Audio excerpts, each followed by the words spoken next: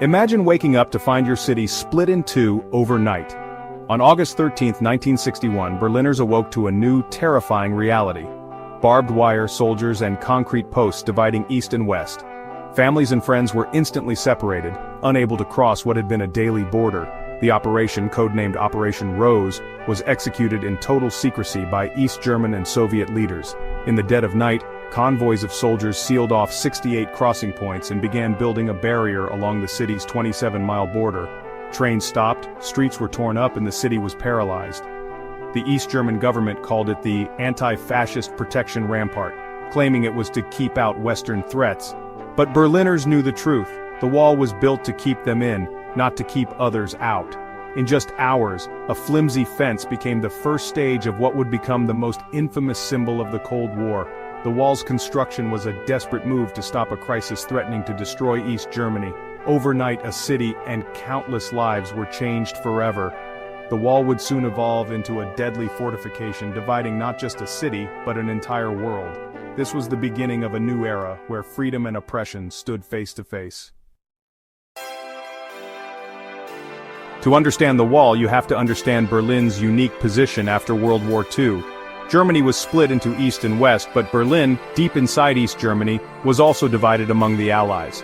West Berlin became a capitalist island surrounded by communism, a daily reminder of freedom for those in the East. The border was open. People could cross for work, movies, or shopping, making Berlin a loophole in the Iron Curtain. West Berlin thrived with Western support, while East Berlin was marked by state control and repression. The contrast was stark: consumer goods, free press, and Hollywood in the West, surveillance and shortages in the East. For East Germans, Berlin was an escape hatch. Millions were tempted to leave. The city became a Cold War flashpoint, a battleground for spies and propaganda. East German leaders saw West Berlin as a threat, a base for Western influence and unrest. The open border made it impossible to control their people or build their ideal society. Tensions mounted as more and more East Germans crossed over. The pressure was building toward a dramatic, irreversible solution. Something had to give, and soon, it did. West Berlin wasn't just a symbol, it was a lifeline for millions fleeing East Germany. People from across the GDR could reach East Berlin, then simply walk into the West and start new lives. Between 1949 and 1961, up to 3.5 million people, 1/6 of East Germany's population, escaped this way. The exodus crippled the GDR's economy and morale. Factories and farms faced labor shortages, and the government's attempts to tighten control only made things worse. The more people left, the weaker the state became, a vicious cycle. The open border was an open wound, draining the nation's lifeblood.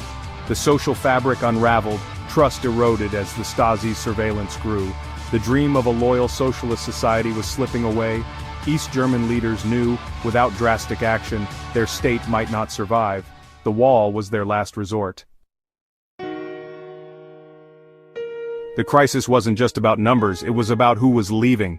The GDR lost its best and brightest: doctors, engineers, teachers, scientists. These were the people needed to build socialism, but they saw better futures in the West. By 1961, entire professions were gutted, hospitals and universities were left scrambling. The more educated people became, the more likely they were to see through state propaganda and leave. The government's investment in education was fueling its own collapse. The loss of skilled workers crippled the economy. Factories faltered, innovation stalled. In July 1961 alone, over 30,000 people fled. East Germany was on the brink of collapse. Walter Ulbricht, the GDR's leader, begged Moscow for permission to seal the border. By August, the Soviets finally agreed. The wall was about to rise.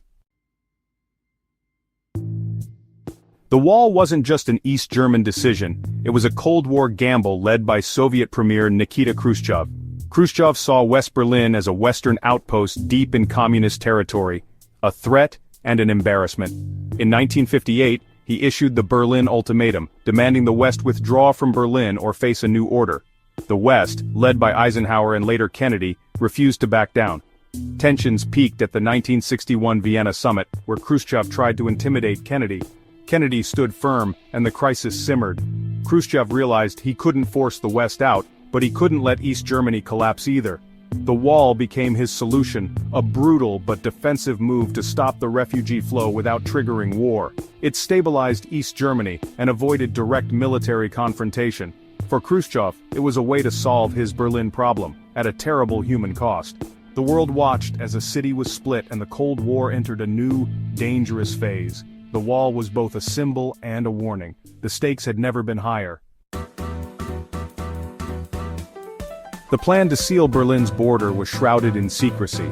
Walter Ulbricht and his inner circle prepared for months, stockpiling materials and finalizing logistics. In June 1961, Ulbricht famously lied to the world, "No one has any intention of building a wall." Behind the scenes, the operation, codenamed Operation Rose, was ready to go.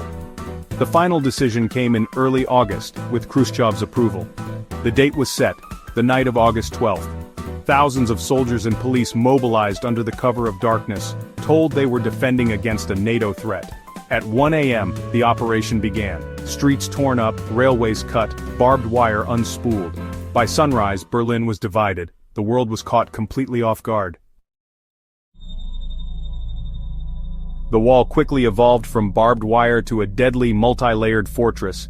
By the 1980s, it was two concrete walls with a death strip in between. Floodlights, watchtowers, and shoot-to-kill orders. Families were split, jobs lost, and entire neighborhoods cut in half. The wall was a daily reminder of lost freedom. Economically, it stopped the brain drain and stabilized the GDR's workforce. The government could now control its people and economy, but at the cost of liberty. East Germany became one of the most advanced economies in the Eastern Bloc, but life was tightly controlled. Socially, people retreated into private lives, carving out small spaces of happiness under constant surveillance. The Stasi's network of informers bred fear and suspicion.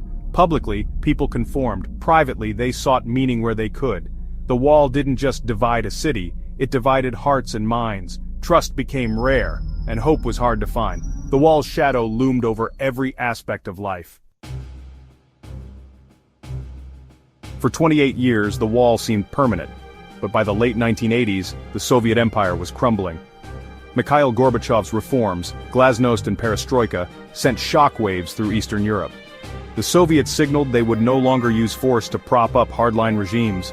Reform movements gained ground. Solidarity in Poland, border openings in Hungary. Thousands of East Germans fled through Hungary and Czechoslovakia, desperate for freedom. East Germany's leader, Erich Honecker, refused to change, insisting the wall would last 100 years. But mass protests erupted, hundreds of thousands marched, demanding freedom and reform. The regime was paralyzed. Soviet tanks stayed in their barracks. In November 1989, the government tried to ease travel restrictions. A bungled press conference turned a minor policy change into a tidal wave. The stage was set for history to be made. The wall's days were numbered. On November 9, 1989, a confused official, Günter Schabowski, announced new travel rules, effective immediately. The news spread instantly. East Berliners rushed to the wall's checkpoints. Border guards, bewildered and without orders, faced swelling crowds chanting, "Open the gate!" With no instructions and thousands pressing forward, the guards finally relented. The barrier was raised. East and West Berliners poured through, celebrating with tears, cheers, and champagne. People danced on the wall, strangers embraced, and the city was reunited for the first time in 28 years.